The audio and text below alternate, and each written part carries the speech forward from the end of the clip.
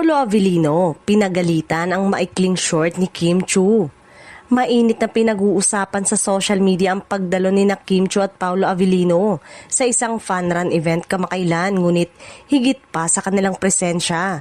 Naging sentro ng usapan ng suot ni Kim, isang maikling running short na agad napansin ng mga netizen.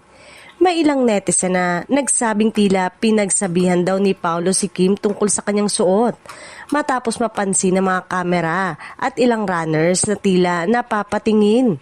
Ang nakakaaliw, ayon sa mga nakasaksi, ay kung paano todo alalay si Paolo kay Kim sa buong event.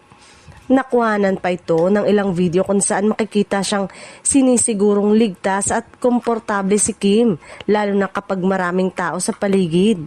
May ilan pang nagsabing protective boyfriend vibes daw ang dating ni Paolo.